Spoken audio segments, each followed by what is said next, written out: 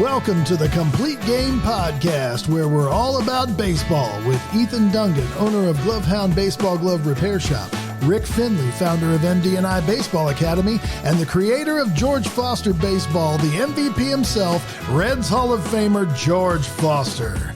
I'm your host, Greg Dungan. Now let's talk baseball. So this week, how you guys doing? Everybody's feeling better this week, okay? Much better. Good. Getting stronger. Taller. Good. Glad to have you guys back on the mend there. That's cool. Well, this week we're going to talk about pitching.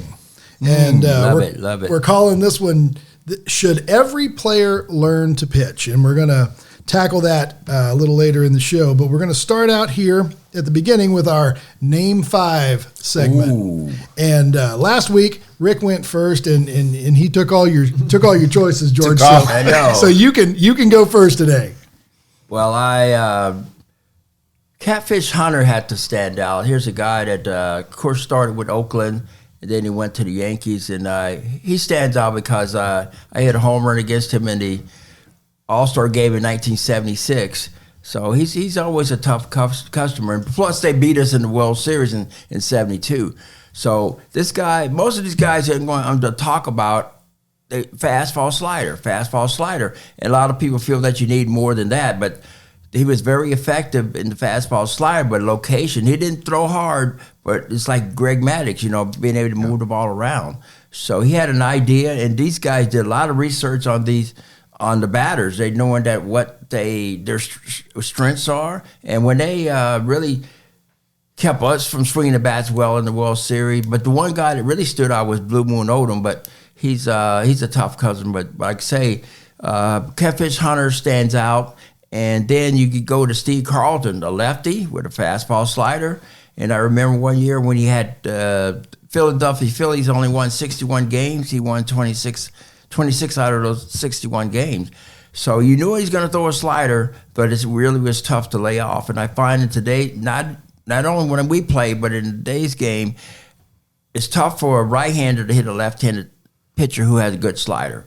And if you're left-handed and you pitch, if you're left-handed, you should pitch. and find someone who can teach you how to throw the slider. You'll be amazed how much attention you will get. And plus, being left-handed, you can throw 88 to 89, but it's like mid-90s as far as a right-hander. So you're going to have an advantage not only throwing from the left side, but they're going to judge you differently when you're throwing from that left side. And I see guys that are in the major league today that they've been around a long period of time. This guy, I played against him or with him with the Mets, and he put like over 20 years as a relief pitcher. A guy named Jesse Roscoe. Yes, and he had a nasty slider. Yes, he did. And at times, he would giggle because he said, "How can that guy miss the ball?" But he was a great competitor out there, and he had confidence in his repertoire, and so it was great watching him pitch. I didn't really like facing him that much, but it was great watching him.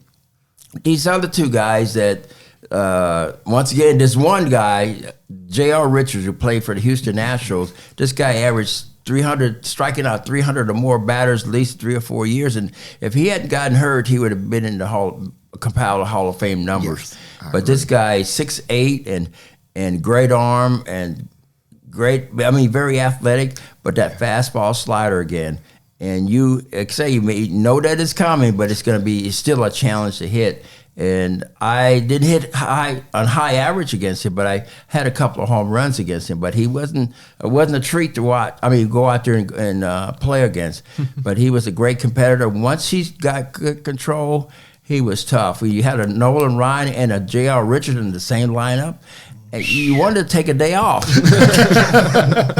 But then that brings to mind Nolan Ryan. Yeah. This guy, his thing is, like in tennis, you hear people where they're hitting and they're grunting. And when Nolan Ryan throws the ball, he's grunting out there. He's striking you out at the same time because he's grunting. But I look back, I hit a home run against him at Shea Stadium. At first, man on third base, less than 2 outs, I figured, it's a sacrifice fly. But the ball kept carrying. So I played it off like, I knew I got it. But the next time I faced him, he walked me 5 times. He would not throw me a fastball. But to this day, Well, maybe I asked him today, but when we played, I said, "Why didn't you throw me a fastball?" But if I would have said that, he maybe buried one in my ribs. But those guys are great competitors, and every one of those, except J.R. Richard, who would have been, they're in the Hall of Fame. But the other one I missed, though, is Tom Seaver. I didn't face him as much because he played for us, but it was a streak playing behind him. But this guy, he was a hard worker, and he knew that. It's like in pitching, people feel that it's not the pitch a lot of time, it's the location. Yes. And he knew that, okay, he would keep the fastball, get it a little higher and higher and higher, and so that down, he's reading that batter's, the bat, and then asking the catcher, and if a guy fouled it straight back, he said, okay, I'm going to get a little higher. But he knew the game was just great watching him pitch out there, and but like I said, there are a lot of good guys that I faced going to, maybe it's Ethan's guy. I'm trying to take a lot of Ethan's guys because he did last time. Bob Gibson, this guy. Yes. They call him the headhunter, but he said that it wasn't his fault. He never try to hit anyone. They just didn't get out of the way. Ethan, what was that one stat you looked up with Nolan Ryan, his walks versus his strikeouts? Well, he just pitched for so long. He's just miles ahead of everybody in all of the counting categories because it just added up over time. That guy pitched better as he got older. Yes, physical. He did things to keep his arm strong. Throw a football, softball, wrestle things alligators. like that. Yes, long toss. He was doing things. He was ahead of his time to keep his arm strong, and the things that people talk about now, it's like, man, that's been doing that for years. Well, and if I remember correctly, he had an arm injury and rehabbed himself. Yes, he did. To avoid having to get Tommy John surgery because he didn't want to take the time out. So, okay. I mean, that's happened to me before. To be able to do that, I mean, that shows incredible body awareness and nothing else. But yeah, he's almost, at 5,714 strikeouts, he is almost another 1,000 ahead of Randy Johnson at 4,875. But he also has over 1,000 more innings pitched because he just threw so much. But and he had almost as many walks, didn't he? Yeah, let's see. That was what was crazy. We were looking that up, and his walk numbers are almost equal to his strikeout numbers. But still, it was a tough walk. You're going up there fouling it off. Yes. But I don't know. He probably averaged 8 or 9 pitches per walk. So this guy, you talk about pitch count. He'd been out of the game the third inning. Yeah. But he wanted to go out there and be his own relief. For walks. Number 2 is Steve Carlton. Okay. At 1,833. Number 1 is Nolan Ryan at 2,795. So he leads everybody by almost 1,000 in innings, walks, and strikeouts category. all time. And over half as many walks as strikeouts. And he never won a Cy Young. Oh, isn't that crazy? Right. That is crazy. That is crazy. All right, Rick, who's on your list? I hope I took them all. Back there, you did. You took some of them, but I would take the Braves' big 3 to 4 with when Leo Mazzoni was their pitching coach. Man, you had Steve Avery. You just had all of them. Steve Avery, he didn't get much credit. No, he did not. That guy was tough. Yes, he was. But Leo Mazzoni, we played together at my second year in pro ball, and of course he was a pitcher. Then all of a sudden he's a star pitching instructor. Like, what? Yes. So sometimes you don't have to be a great player to be a good coach at times. Just know your craft. Nolan Ryan, of course. Dave Stewart was one of my Dave Stewart was good. Dave Stewart was a beast, man. He threw gas, man. He had the Bob Gibson mindset. Yes. Yes. Bob Gibson mindset, and he knew martial arts. I just remember against the Cleveland Indians, I think. What's the catch? Oh, Pat Corrales. Pat Corrales come from Compton, California, and that's supposed to be a bad neighborhood. And so Stewart, talked very soft.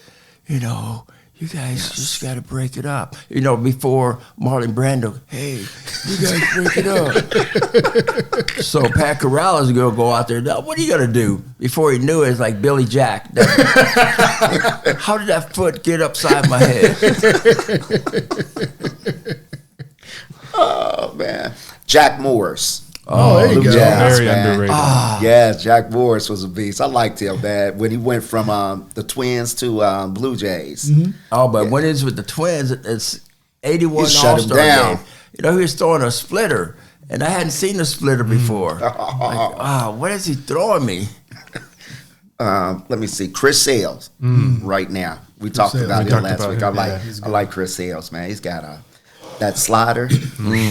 Right on you. Yes. Nolan Ryan, of course. Roger Clemens. Classic. The Rocket, man. Yeah, so those are my guys right there. From He's in another zone when he's out there. he is, man. He said he'll knock his mother-in-law out. He threw That under. guy's tough, He'll yeah. throw inside anytime. Yeah. So he was competitive, man. So those are my guys right there that I liked. Cool. Ethan, who you got on your list? So I picked a couple of more current guys that I like watching right now and in recent years. Number one right now is Paul Skeens, hands Ooh, down. Yes, Yeah. I like Paul Skeens. Everything he has moves. It moves so late, and it's so precise. Yes. and it's fascinating to watch. Not a lot of like movement from the beginning, but it gets on you and just It moves dies. with- yes. And it moves in all directions, and he throws hard, and he controls himself out there. does. I love watching him. He's working on another pitch. The Yeah, they said cutter he's working from on- one cutter sinker. Yeah. He's working on another And pitch. with his spin rate, man, I mean that slight movement is going to serve him well. And I advise the guys, if you don't have enough bats, don't swing it because you're going to come back with a broken bat. Number two is R.A. Dickey. I love a good Yes. knuckleball.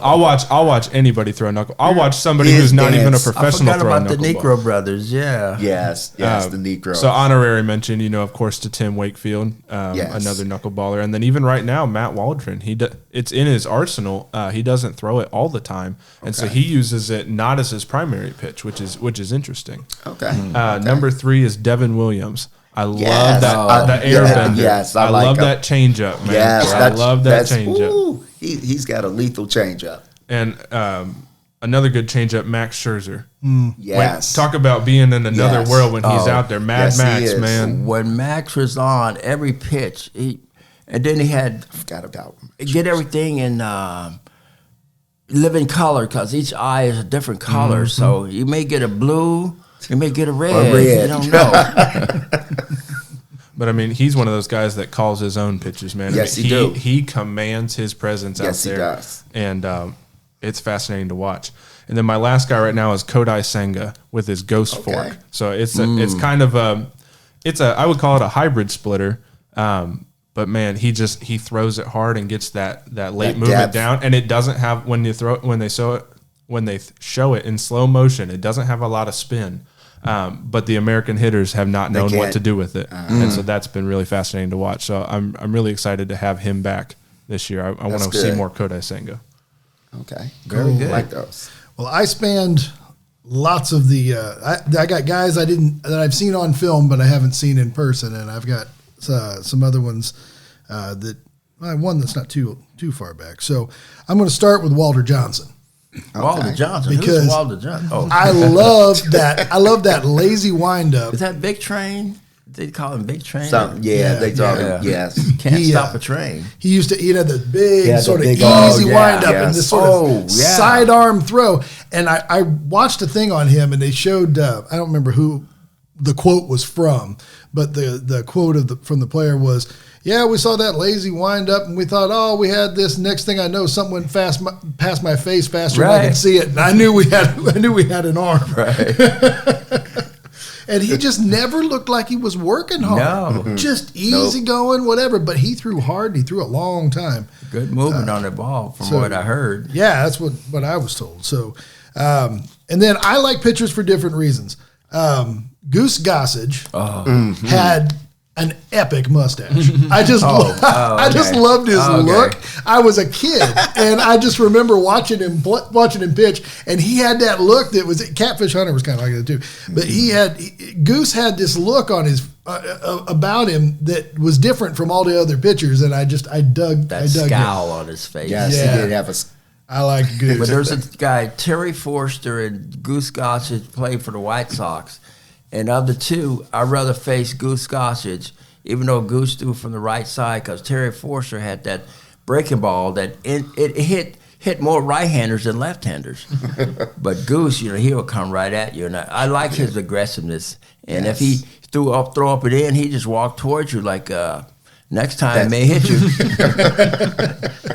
The other one was the guy that all of us kids wanted to be when we were playing Sandlot, because he was just fun to watch, and that was Kent DeColvey. We all wanted to throw submarine, man. It wasn't fun. What are you talking about fun? We all wanted to throw like that when we were kids. We always sit in the backyard, and everybody tried to throw underhand like him. And he was a local guy, right? Yes, from he was. Here in Hamilton. He went to Bowling Green. Yeah.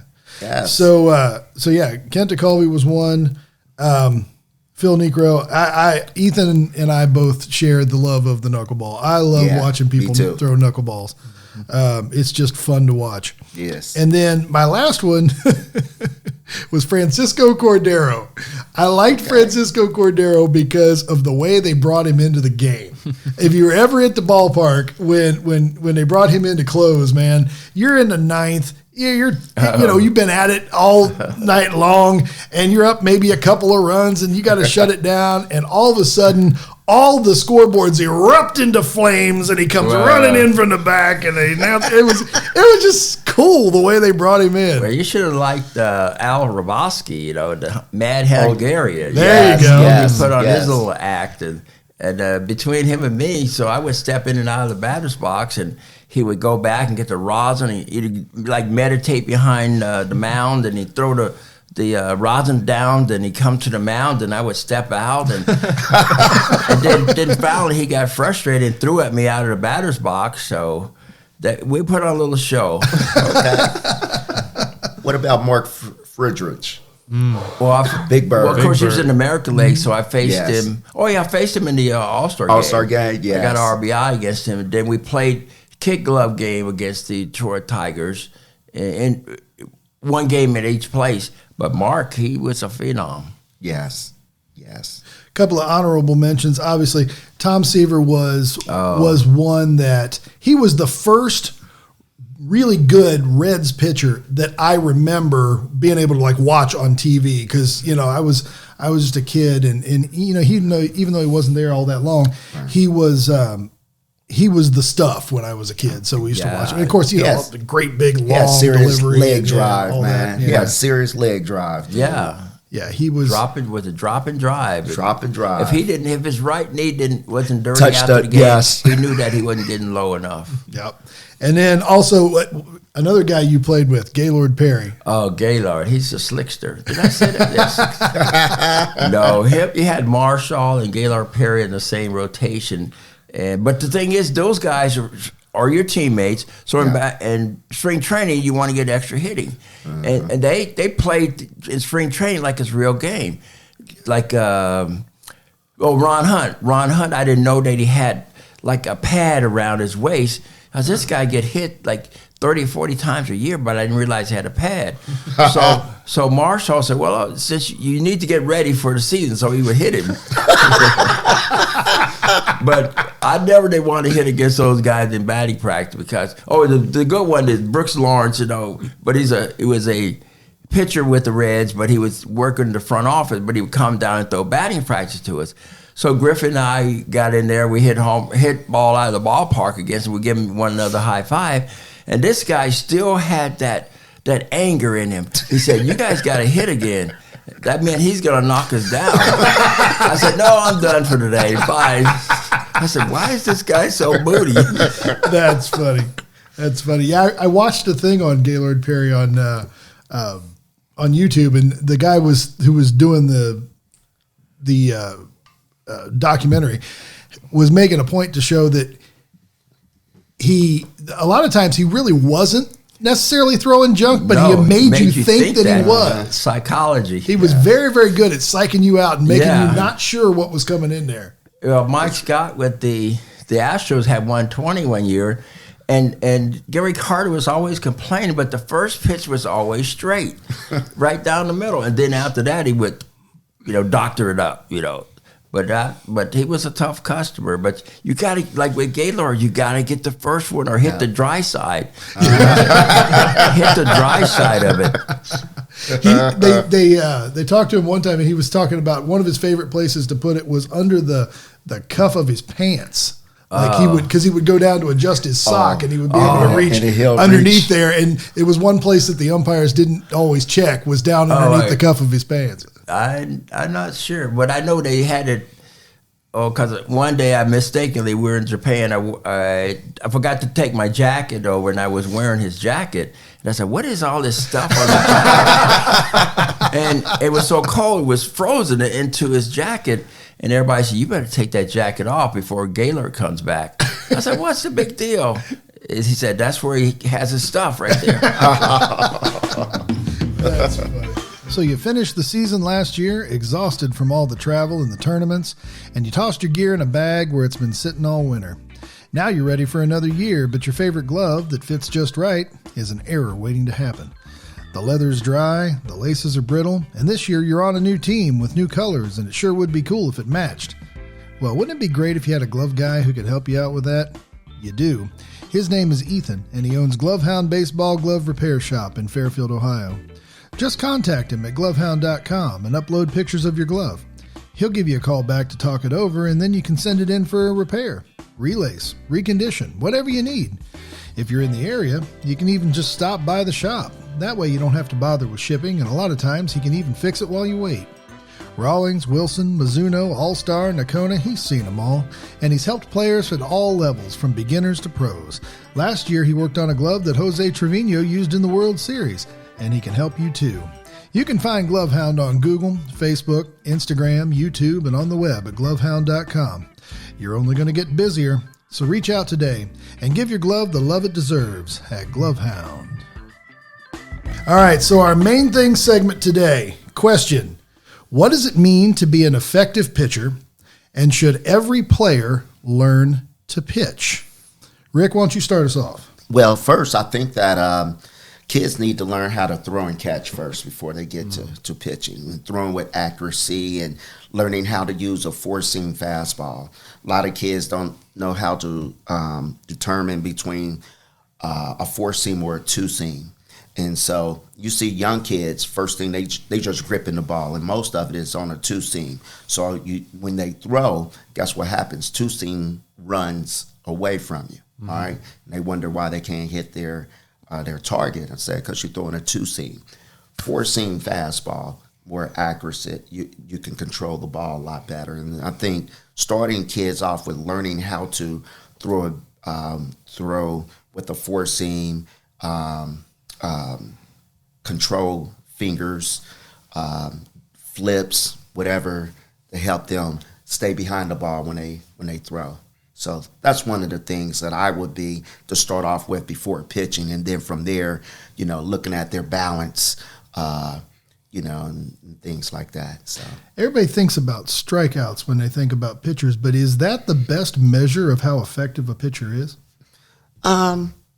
Not about strikeouts. Really, it's just throwing strikes, putting the ball in place. So you allow the hitter to at least put the ball in place. So your defense, we say there's no defense for walks, man. Right. There's some defense.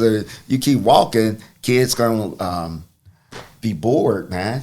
So just throw the ball over the plate, especially at the younger age. Don't get caught up in the striking out and everything. If they strike out, that means that they can't hit.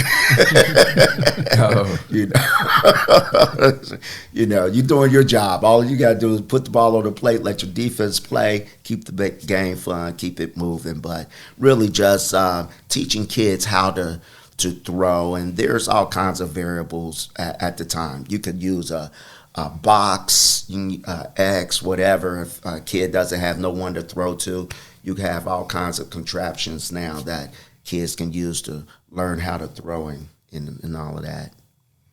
George, what would you say is a good way to measure the effectiveness of a pitcher? first of all, just like in hitting, it's mechanics, working on mechanics. But I always say that you hit with your legs, you throw with your legs. And a lot of kids try to throw too much with their arm, but you got to being able to get like we talked earlier about Tom Seaver or Nolan Ryan. They really utilize their legs a lot. You have to have a great foundation. And a lot of kids, they hurt their arms because they're trying to, and also the other part is trying to throw curveballs before their arms develop. Yes. Well, the main thing though is keep getting that base and throwing fundamentals, having the mechanics, and focusing on throwing. And not necessarily strikes, but being able to have the ball around the plate. Yeah. And being able to help want the guy to get the ball in play. I remember Dwight Gooden with the Mets. They judged his performance by how many strikeouts he had. Yeah. So he was averaging 15 or 16 strikeouts. Then if he struck out less than 10, they felt his arm was hurting. And I told him, I said, well, I learned how to get guys out other than striking out. And plus, if you strike somebody out, your pitch count's going to go up. Mm-hmm. So if you can go out there and throw 3 pitches and 3 outs, that's been very efficient out there. Right. So it's not, don't get caught up in striking out. Yeah. A lot of guys would pitch to contact, which is okay. And you take, like I say, back with Don Sutton or Bob Gibson, they're knowing that they learn how to get that guy out or the guy get himself out in a couple of ways. But they know when they need a strikeout. So nobody on base and that guy's hit doesn't mean much. He's okay, I want to put it in play. But now they need a strikeout. So now it went from maybe 90 miles per hour to 95. So they make, that's the pitcher though. The difference between a pitcher and a thrower is that the guy, he know how to locate, and then had 2 or 3 different pitches that he can throw up there. A thrower is a guy that, okay, I'm going to rear back and really try to throw the ball past you, and I love that guy. Yes. So I'm going to dig in, but then as a hitter, he's supplying the power, so just be quick out there. But like I say, the main thing is the foundation. Get that foundation together, and because a lot of these kids are trying to throw with their arms, end up hurting their elbow. But the ones who have, it's just like when I talked about earlier. If you left-handed, get on the mound. But I look at a kid's hand. If he had long fingers, that guy has a good chance to be a good pitcher. Because of course the ball you can shorten the distance you're going to throw. Yes. Ethan, what was it that you started out as a catcher, but then you switched to a pitcher, much to my chagrin and against all of my better judgment? What was it that drove you to want to learn to pitch?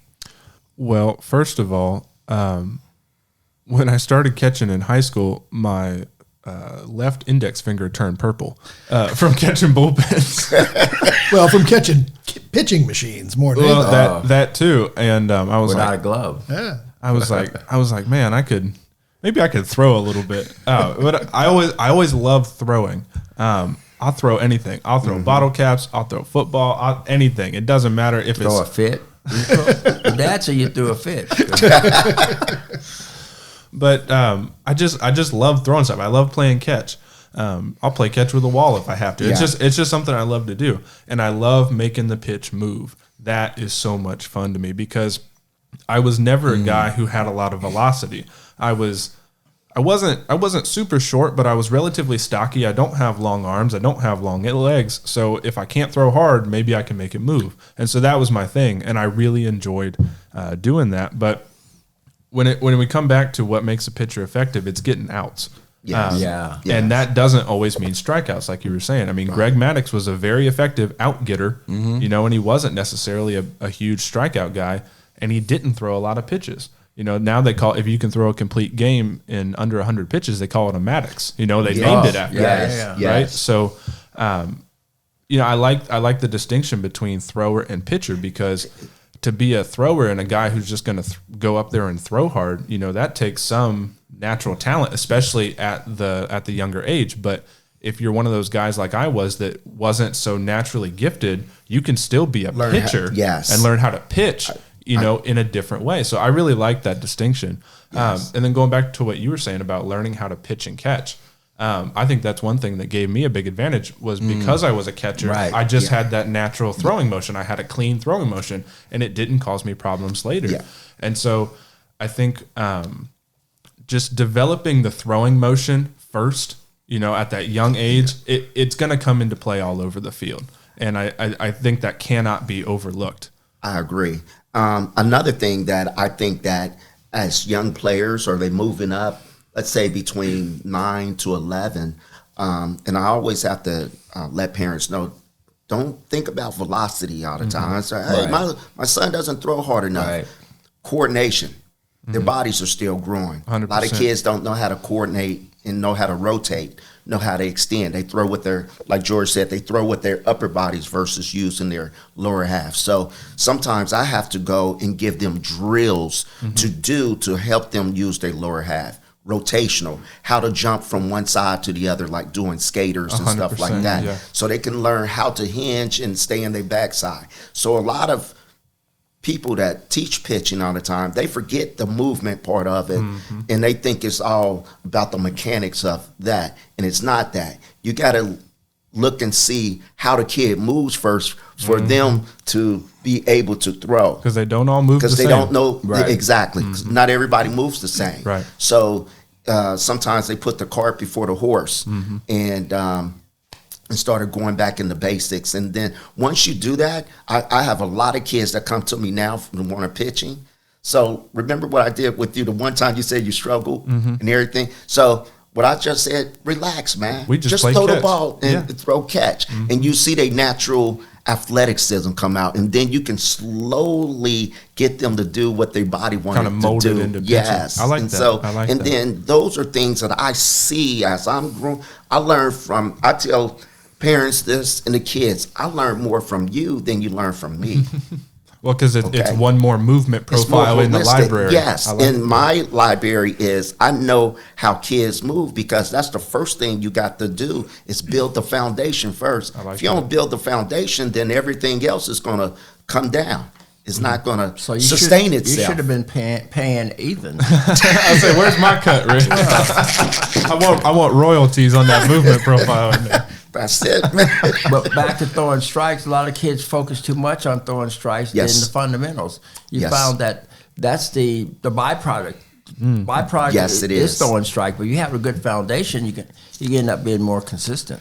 Yes. And I like the idea of taking your athleticism and fitting it to pitching, but I also like the reverse of that, because when you do focus on that fine motor movement of pitching, that can translate back into the field as well. And so learning how to, I feel like in pitching, it's easier to learn how to use your feet and your lower half because you're stationary. Yes. And so then you learn how to bring that back into the field and how to use those hips when you're throwing across the diamond. And all of a sudden your arm doesn't hurt from shortstop and third base because you learn to open your hips and lead with that. And it gives you more power into your arm to throw across the diamond too. But when I teach hitting, I always, first of all, I have the kid to throw. I said, okay, why do you have your arm back that far? He said, well, because to get more velocity. I said, well, why don't you have your bat there? Yes. Why do you have your bat right next to your ear? Is it your tripod or something? Or you listen to music there, but you get your hands back and you try to use an analogy so they can understand. I said, do you throw from here? I said, no, I don't throw from there. So you want to be able to get that spacing. Separate, yes. Yes, separate. I like that word. Speaking about pitching from a hitter's perspective, what are some of the strategies that you've seen pitchers employ, and maybe some strategies that you use to take some of that away from them? Well, for me, but you have to. We're going back when we talk about throwers or pitchers. Now we got to make a distinction between a batter and a hitter. So a batter just go up there because a lot of times it's his turn to go up to the plate. Yeah. So they don't have any idea. And first thing they see, they can put the bat on, they swing at it. And they're reluctant to get two strikes because they feel that they're in the hole. But when an announcer said, well, Foster has two strikes, he's in the hole. I said, no, the guy on the mound's in the hole because I got him where I want him. Yeah. But I would maybe move on top of the plate, change my stance. I'm maybe standing taller or get lower, and sometimes I would pretend that I'm peeking on the outside part of the plate, and now he think that he's not really sure if that's a ball or strike. So that I'm baiting him to throw me inside. There you go. Yes. So, but you got to know. You got to know that. Know what you're doing. Yes. Because every movement up there, if you have a good catcher, they're gonna look at that movement. And like I say, Tommy Davis, he would move up on the top of the plate when Bob Gibson's pitching, but he waited till he's in his windup, and then he moved on top of the plate. And he had hit like 2 home runs against him, but he doesn't want to move up on the top of the plate while Bob is getting the sign. Because you move on top of the plate, just like Nolan Ryan, they had one kid that would, but this is his style of hitting.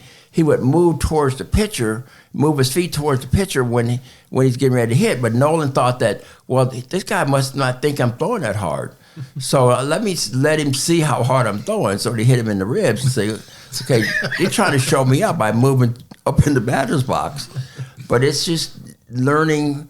One guy, Larry Demery, but it was me. I was really focused on what I wanted to do. He had a big curveball and a fastball. And so he threw me a curveball, and it was high, and I was gesturing to myself, get it down, but it seemed as though I was telling him to get it down. And he did get it down, and I hit it out. And the Joe Morgan, those guys said, "What are you doing? He's going to hit you in the head." I said, "I wasn't talking to him." Yes. But certain things, well, the one thing you had to really talk about is the fact that the psychology that I had when I would step in and out of the batter's box. So now the pitcher, he has in mind what he wants to throw. But I changed his mind because now he wants to throw his best fastball. So the harder you try to throw it, the more velocity you're going to lose. So a guy may want to throw me a changeup. But now I'm stepping in and out, so I'm going to go with the fastball. I'm going to try and embarrass him. What am I looking for? Fastball. That's right. But they think that I'm looking down in the ground, but I'm looking at his feet, seeing how he's moving. Yes. So he get a little jittery, a little anxious Yes. out there. So, okay, I'm ready. But guys like Don Sutton, Ferguson Jenkins, that's another key guy, Ferguson Jenkins. Those guys said, well, anytime you're ready. So it didn't bother them. But the other guys, they got irritated.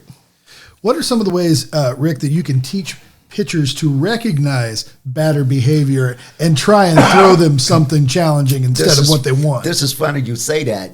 I always, as a hitter, I used to tell we used to tell our hitters this, that, at the time you got dirt, you had a dirt there. Okay, so as a catcher, I was like, look and see where his footprints are. Mm. It'll tell you what kind of hitter he is, okay?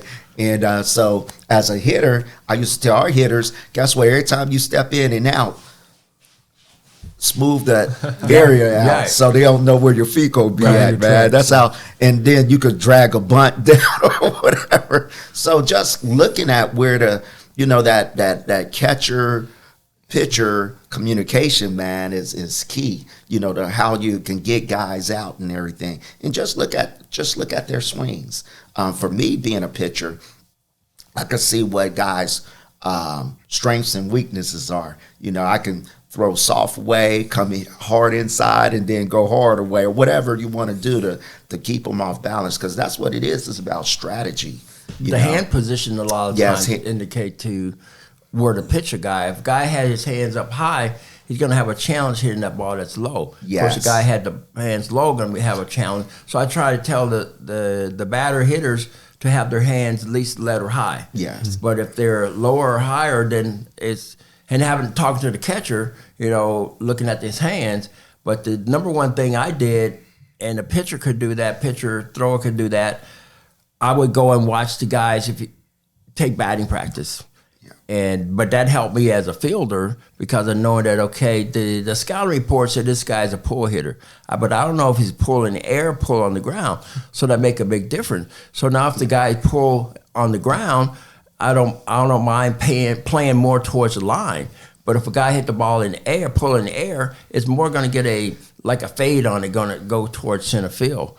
But it's just learning that. And I remember Greg Gross, who had first come up with the Astros, he didn't hit a ball on the right side of second base during batting practice.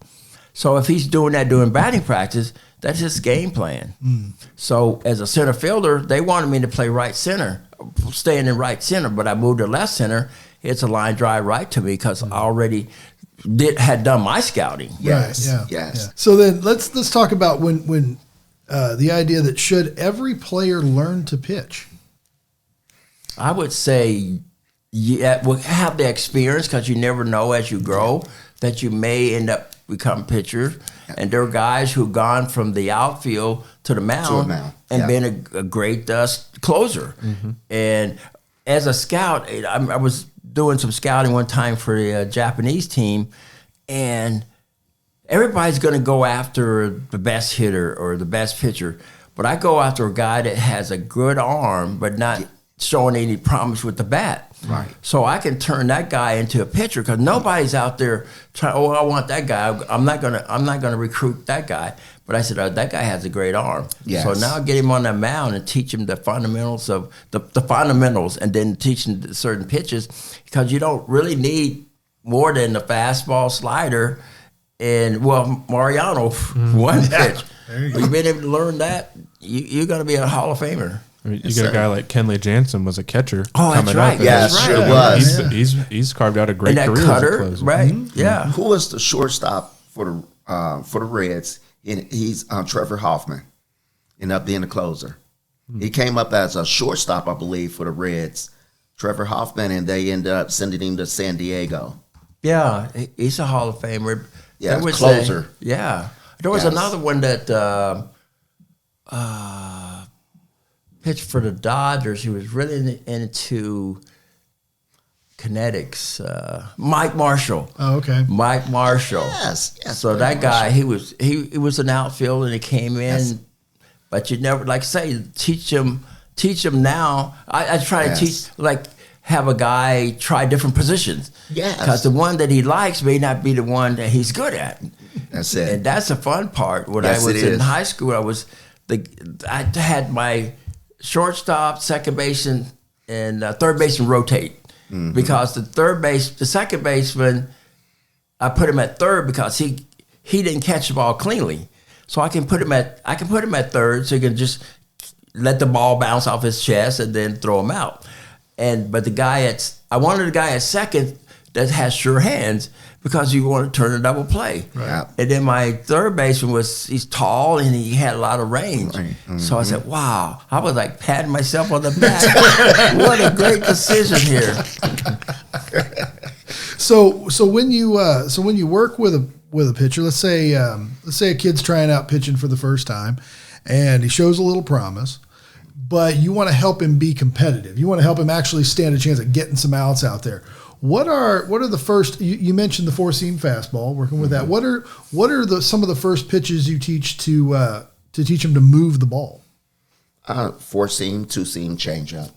That's pretty much it, just basic. And so for me, I'd show different types of changeup grips, and I let them decide which one that works for them. Right. You know, like I said, my changeup. Some kids I teach, they throw it better than I do at times. Your changeup comes from Saturn or someplace. I never see anything move like that thing. I throw probably about 3 or 4 different changeups, and I show the kids whatever you throw.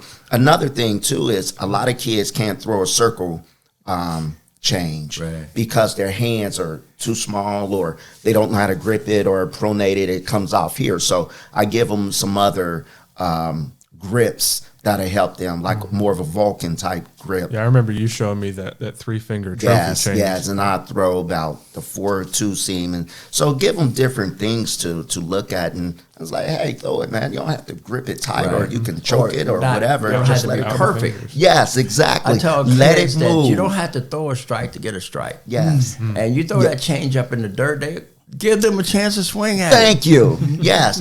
But the other one is that don't be afraid to hit the guy. If you hit him, get on base and pick him off. But don't. A lot of them, I don't want to hit him. And I was at this Youngstown, and the coach is a pitcher. And I said, I really want, this is the first time I ever asked somebody this as a pitcher. I said, when you hit somebody, do you cry? You're like, I'm sorry. I hit you. Yes. Ethan had some of those days, didn't you? Oh man, towards the end, post COVID, I was rusty, and I think I hit 13 kids and. Ooh. That's okay. And maybe 13 appearances. It was rough, but it's way fewer pitches than a walk. What were some of your favorite strategies to use out there? Man, really, just being able to change speeds is key because, and even if that changeup doesn't move, it looks different. Yeah, and especially at the young level, your fingers aren't very long. You probably aren't going to get a ton of movement, but just something different, something to make him uncomfortable, make him shift his feet a little bit. Yes, that can be a big deal, especially if you are able to throw hard. Something significantly slower, they're just not expecting it, and so I never threw super hard, but I was upper 70s, but my curveball was low 70s, high 60s at times. So there was quite a bit of speed difference between the fastball and the curveball. And then there were some days that having that extra pitch, some days I could locate that better than my fastball. Yeah. And that came in handy. And some days you haven't, and some days you don't. But even being able to throw that other pitch in like a 3-2 count, if you can command that secondary pitch when they're expecting that fastball, I mean, you can get a lot of free strikes that way. One of the things I always tell kids is that as you get going into the high school, understand the tools you got in your toolbox. A couple innings, maybe this pitch might not be working. Go to the next pitch, man. Don't be. Maybe you work on it during you got 5 pitches, 8 pitches, whatever. Work on it in between innings or whatever, man. Long toss, whatever it is, and you work on those pitches. So I always tell guys, you got more than one toolbox, man. More tools in your toolbox. Use them. See what works that day. Maybe, and a lot of kids don't know, hey, check out the conditions of the weather. If it's windy, guess what's going to move? A changeup, curveball's going to move. Know the conditions, man, and that'll let your ball be effective. I think a lot of kids don't throw enough on their own either, man. So they can understand how they pitches move. Throw to a spot, release it here, make it end up here. They don't do enough. They're waiting on someone to tell them all the time. And I said, to learn how to be effective, to see how your pitches throw, long toss, throw a lot, man. That's what we did. That's how I learned how to throw a knuckle curve, just by. And I threw that at 16 and still throwing it now today. You know? That was something I always loved doing. Is anytime I played catch, I was not just throwing fastballs. Yes. I was throwing something else. Yes, there you go. A lot of kids did not want to throw with me. Yes, I love that, man. But God bless my throwing partner, Mitch, man. He would go out there with me every time, no matter what. And did it get to a point where every once in a while a ball would go over his head and I had to go get it? Yes. Sure, but that's just part of playing the game. It always throwing something different, always trying to throw something nastier than your buddy's throwing. Always experimenting. It's competition. And get a feel for it. Don't just throw the pitch, don't just check the book and okay, I'm going to throw this pitch. It's not a menu. Get the feel for it. Get the feel for it. Yes. Being able to feel the seam come off your finger and mess with the finger pressure. And that's something I didn't think about until later in my career, but that can make a big difference at a younger level. And just being able to have a command of your tools, learn your tools, man. Read the manual of the tools. Exactly. So don't just throw it just to throw it. Throw it for a reason and get a feel for it. There's a guy that I think he got a team in the academy. He says, our team goes to this guy here. They're 11 or something. Oh, they're showing him how to, showing him all these gadgets and stuff, man. And I was like, man, you don't need all that. But I didn't say anything to him about it. It's like, so we're learning how to look at all of this. Like, man, that's all good, but they're 11 years old, man. Right. You don't need all that. You label them at that time frame. And just like we were talking about hitting the other day, launch angle. Everybody has a launch angle, but they try to take someone take a Pujols launch angle to give it to someone else, but it's not going to work. And same out there on the mound. Say you're learning to trust your arm. Yes. And learning the arm slot. Yes. A lot of times, because I was talking to a kid about, we were talking about pronating, and they, Yes, we were. What are you talking? What does pronating mean? But if you play tennis, you use that analogy. But they just, when the ball's going into the ground, like, okay, you're not pronating. Right. And everything's going straight down into the ground. Mm-hmm. But learn to pronate, now the ball stays on your fingers longer. Yes. But it's just being able to talk to them, to fine tune. What are you thinking out there? A lot of them just reacting. And then, of course, you have the parents have to go, those strikes. I'm trying. One kid told his dad, said, I'm trying to throw strikes. I've seen that on plenty of occasions. Yeah. You just gotta, every once in a while, you want the kid to say, if I do that, they'll hit it. I don't have enough outfielders. They're tired. But when it comes to all the new analytics stuff, Rick, I think there's some value to it. It is. If you know how to use it. Yes. These guys at the pro level, they're working on pitch design. Yes. They're saying, okay, this is our number of this aspect of it. What can we do to tweak that? But when you bring that down to a really young level where you don't know how to use that number and change it, it doesn't really help you much. It doesn't. You need to be able to know how to use those numbers to your advantage to get your desired outcome. Exactly. And just recording it is just filling up with data and putting numbers in the kid's head, and he doesn't even know what it means. It's kind of marketing after a while. It's marketing. That's basically what it is. Yeah. Just it's go going out, into somebody's you pockets. You got to go out and do it. You know, don't.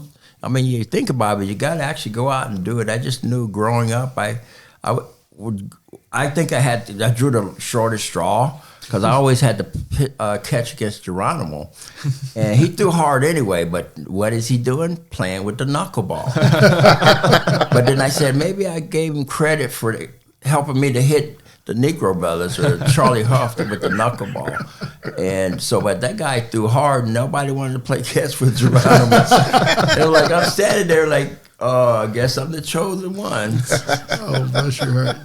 I worked on that dumb knuckleball every chance I got, and I think I only ever threw it once or twice in my whole career, but it was ready. It was ready anytime. But hey, that's another thing. I mean, that saved Tim Wakefield's career. He was supposed to be a power hitting first baseman. Sure was. And he was messing around in the minor leagues and just kind of messing around in warm-ups, and it ended up, it caught a coach's eye, and it ended up becoming his thing. But I remember, I think is it called Knuckleball? Was that the documentary about it?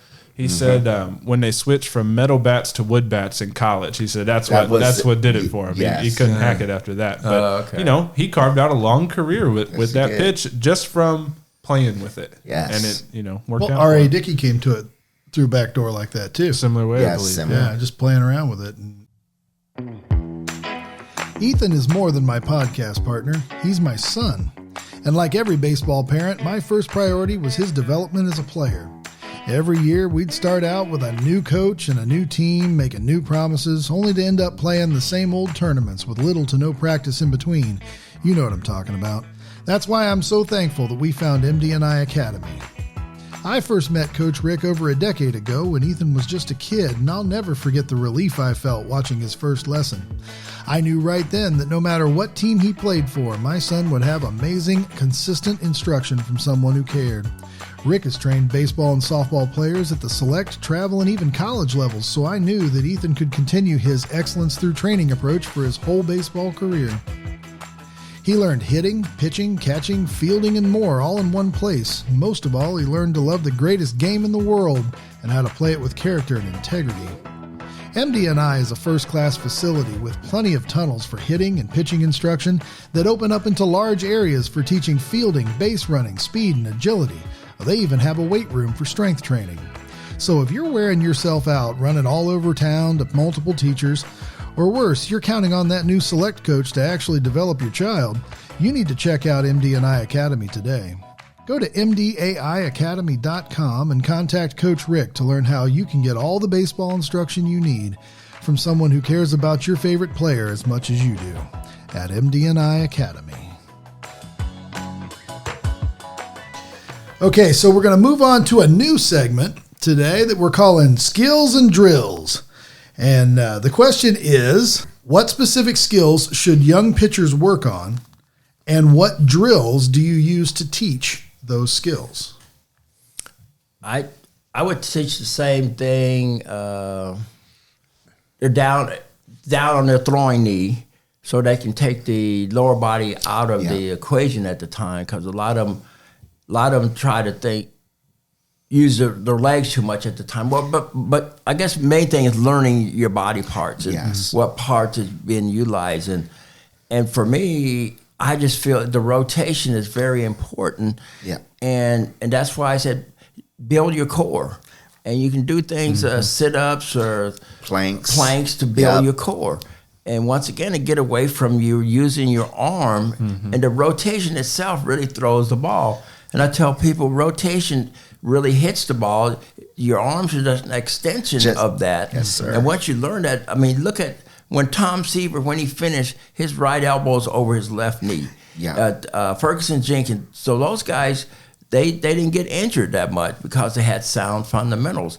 And back to throwing for distance. And not just, more than 90 feet. Throw a distance farther than you have to pitch. Yes. And I agree. But I just felt as a outfielder, I always we got loose by throwing long. Yeah. And so we're prepared. And if an outfielder does that, you need to do that as a pitcher, someone on the mound, being able to get control of your body and knowing what it's doing. And if you're leaning forward, you knowing that, okay, you're losing velocity there. The velocity comes from that rotation, but you got to learn it step by step. But everybody want to do a microwave effect. You want to learn it right away. And back we talk about your hands, and even if you have short fingers, doing things to develop them, you can do push-ups, you do isometrics. I advise kids to get a tennis ball and squeeze. Because I agree. You're gonna strengthen your fingers, your hands, your forearm. So your hands, your fingers, your forearms are very important. Back to rotation. Or you take a doorknob. I guess a lot of people don't have doorknobs, but you're turning it. You have that same effect. And Steve Carlton always had, I guess it was a fundamentals learned from martial arts. Get a bucket of rice, put a stick in the middle. Be amazed how developed that arm will become. But certain things that you can do to build up to that process. And alluding to what George is saying, we gotta go back to doing basic stuff with kids, man. Right. I think we get so caught up, I think, because of social media. Oh, man, look what this, like, keep it simple. Keep it simple. The one knee drill, throwing drill. I do straddle throws. I spread them out. Yeah, and then now you got to really engage your core and stuff. You'll be seeing kids using their upper body, they'll be pulling over by throwing because they don't know how to control their upper body. Doing lunges. Yes, lunges, long toss. And I think growing up as kids, we long toss all the time. It could be rocks as long as you don't hit nobody's window, man, which we did a lot of times, man, because we used to see how far we was throw. So that's why me as a short guy, I had a strong arm. Always had a strong arm, man. We threw a football all the time, I still do. With kids that come into the academy, I throw a football, I throw softball, so I throw probably all types of baseballs. That's why my arm is still strong. And what you're saying about, I think Nolan Ryan had an injury. So back last year at this time, I had a freak accident. I went to catch a ball, my shoulder popped. And they said that, so one of the guys, he's like a therapist. So he comes in, he says, well, it ain't your rotator cuff, Rick, but you probably got a short tear. I said, well, I can do this and that, but I couldn't throw BP. I could probably only throw about 25 feet. So I rehabbed my shoulder back, man, with bands. I did 2 to 3 pound weights. I built my arm up and my arm back again. So I just went back to basic stuff that I was always doing to build my arm back up. And then I went to this place called Mother Earth, which is around the corner. And she gave me this magnesium oil and this 500 milligram stuff. It took the inflammation out, and I was back to new, man. Man, she prescribes magnesium to everybody, and it works. It works. Yeah, we gonna get her to advertise, man. I'm going right over there. That's funny. Well, and I want to touch on what you're talking about, Rick, is just knowing and understanding your body, right? Yes, sir. when you play for so many different coaches, they all have their own philosophy. Yes. And a big, old school technique is ice. They want you to ice everything. Yeah. I didn't like ice because if my arm is inflamed, it's doing that for a reason. I wanted it to be warm and kind of work itself loose, massage it, feel where those knots are. Yes. If I go and put ice on it, it constricts everything and takes it away. And so it feels better temporarily, but it doesn't help me actually feel what's going on. And I caught a lot of flack for that. I had a coach in particular who was very insistent on that. And he would bring ice with him, and I'd wear it out to the car and then chuck it in the back seat. And I'm like, it's just not how I wanted, because I knew what was going on in my body.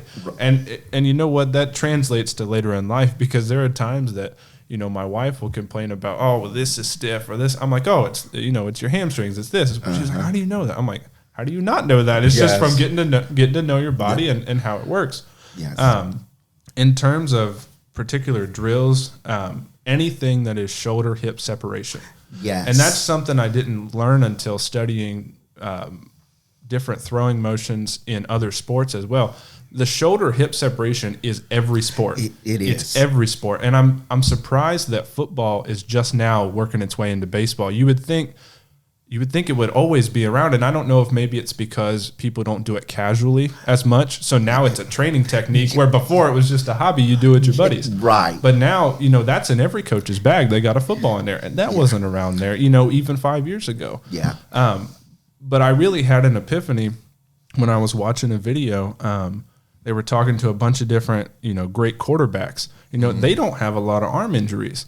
And you would think they would, because they're throwing a funny shaped ball like this a lot. You would think it puts a lot of strain on the arm, because it starts with the feet. Yes, everything is feet and hips. And there a couple of years ago, when Dak Prescott went viral for his goofy dance he was doing in pregame, everybody was clowning on him, but he had it right. He was getting his hips out of the way to clear for his arm. And they don't throw with their arm that much. I mean, you look at Pat Mahomes too, 100%, and the way that his throwing mechanics. He's a shortstop and a pitcher coming up. Tom Brady was a catcher. Yes. So like I was saying, I thought I was so far ahead of what people are doing now with throwing a football and stuff. We just did that naturally. I did that with my kids, because they were both quarterbacks at one time. Rashad playing rugby, and he throws an oblong ball. And now his arm is real strong. At one time, when I was like, man, I might have to take you to a trout, man, and have you pitch, dude. Forget this rugby stuff. I remember there was watching a thing on Brett Favre, and Holmgren was always giving him grief, telling him to quit throwing laser beams, because he was putting bruises on his receivers because he's throwing the ball so hard. I'm just amazed though how hard these quarterbacks can throw a ball. Yes. I don't know if they measured having a quarterback throw from the mound and seeing what velocity that they would have. But when you being able to throw a good spiral with a football, that it's going to, in a sense, guarantee you how to throw a baseball. Well, and it's not just shoulder hip, but it's pronation as well, because that's how you get your spiral. And so that's why I love how you preach cross-sport training, because it's all the same. When you break it down to the bare minimum movements, it's all very similar, and you get so much value from practicing other things and getting to know your body and the movements. Yes. But I love the physics part of it, Same here. If you're like looking at a 90-degree angle or 45-degree angle compared to a straight angle, you throw in a straight angle, okay, the fulcrum changes. But now you throw a 90-degree angle, now you have more support. Yes. But this way you don't have that much support. Now you have a lot of pulling on your trapezius or your deltoid. But now you get a chance to use your forearm more when you're getting that pronation going. Yes, sir. There's a kid that he's awesome, and I've been watching him for a while. His name Matt Ponatoski. Plays for Moeller. And he's a shortstop. Got a cannon, man. I've seen him make some throws I'm watching on Spectrum in a game, and he got a cannon. And even the way he throws, and I was like, man, this kid's got great arms. So whoever gets him, I don't know if he's going to play football or baseball. He might do both. He's their quarterback. Man. Yes, he is. And he's Moeller's he's quarterback. Good, man. Yeah. He's good. And I just watch his throwing. acumen is beautiful. Mm-hmm. Really is. So. Level swing. Let it travel. Wait for your pitch. Be aggressive out there. It's no wonder young players get confused at the plate. What if your son or daughter could learn not only how to hit the ball, but also where to hit it, when to hit it there, and why? George Foster has played baseball at the very highest levels. He was the National League MVP when he hit 52 home runs and 149 RBIs in a single season. He led the major leagues in home runs twice and RBIs 3 times. He was a 5-time All-Star, a Silver Slugger, and he helped the Reds win back-to-back World Series. During his 15-year career, George developed a unique approach to hitting that made him one of the greatest hitters of all time, and now your favorite player can learn it too. That's right, baseball legend George Foster is currently accepting new students. Learn the psychology of hitting, situational hitting, hitting for power, bunting, and more. Every team needs players who can hit, and George explains the game in a way that's easy to understand and exciting to learn. So check out GeorgeFosterBaseball.com to learn how you can apply for private lessons with a member of the Cincinnati Reds Hall of Fame. Spots are limited, and the roster will fill up fast, so don't wait. Apply at GeorgeFosterBaseball.com. All right, fellas. Well, that puts another one in the books here. We've got a little bit of a wrap-up. We talked about all of our favorite pitchers, guys we love to watch throw. We talked about the fact that, you know, it's good for every kid to learn to pitch, at least develop the skill. You never know when you might need it. There was one time in my whole life, I was a catcher, and this particular game, we had gone through every kid we had, and we were just getting killed. And we went through every kid we had. There was nobody else to put on the mound. And I remember the coach, he was like, Dungan, come here. You're going to go out there and pitch. Mm-hmm. I'm like, what? He said, yeah, you're going to go out there and pitch. And it was every year. I have a summer birthday. So every year I played with the kids in my grade one year. And then the next year I played with the kids in the grade behind me. Mm. So this was the year I was playing with the kids behind me. So I actually had some size on some other people. And I was never a big kid. I was a skinny little kid. But I could throw as fast as anybody else could, you know, on the field. And I went out there and I couldn't throw a strike to save my life. But I gave it a try, and this kid came out. I'll never forget. I don't remember his name, but I'll never forget what he did. He came out and he tried to pull that old Pete Rose crouch way down and take the strike zone away from me thing. And man, he had me down 3-0, and I just said, forget it. And I threw at him as hard as I possibly could. There you go. They hit him in the arm. They had to take him out of game. I felt bad. You know, it was one of those things. And that was the last time I ever pitched. I did not cry. You did cry. I did not. But my mother gave me a stern talking to when we got in the car. So that reminds me of freshman year I was pitching, and we were playing Coleraine, and their bottom of the lineup guy was real small.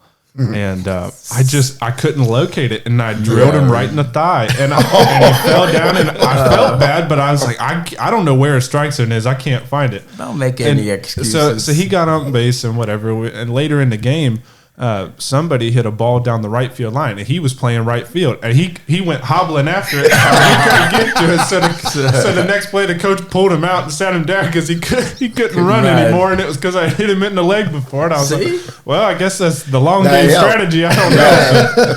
It worked to our advantage. Well, that's what happened to Bert Campaneris in the playoffs against Detroit. The pitcher purposely threw at his feet. And I think it ended up hitting him in the ankle. But Bert, in the beginning, he didn't really like the idea. And I said, Bert, you have the longest bat toss in the game, because he got the bat and threw it out at the pitcher. And then the shortstop grabbed the bat and just broke it in half. But things like that happen. But last but not least, the best one was Billy North. So he had gotten hit in the minor leagues by the pitcher.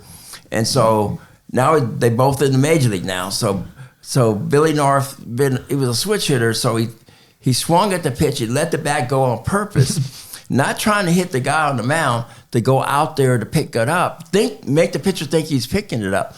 So the pitcher's going to help him to pick it up. And before he knew it, it was a fist upside his head. Bam. Well, you just never know what's going to happen when you get out there. But those are the days that guys, I'll find a way to get you out. You butt down the first base line, the pitcher's trying to pick it up. I'm sorry. Run him over. All right. Well, we hope you've enjoyed this conversation about pitching, and we hope you'll join us next week when we take on another topic. Until then, have a great week. We'll see you real soon. We hope you've enjoyed the Complete Game Podcast, the show that's all about baseball. New episodes drop each week, so be sure to subscribe so you don't miss a thing. If you'd like to support the podcast, consider leaving us a 5-star rating, or better yet, drop us a comment or a question and let us know what you think. The Complete Game Podcast is produced and distributed by 2 Creative Digital Marketing. Check us out at 2creativedigital.com. On behalf of Ethan, Coach Rick, and the Silver Slugger George Foster, I'm Greg Dungan saying have a great week, and we'll see you real soon.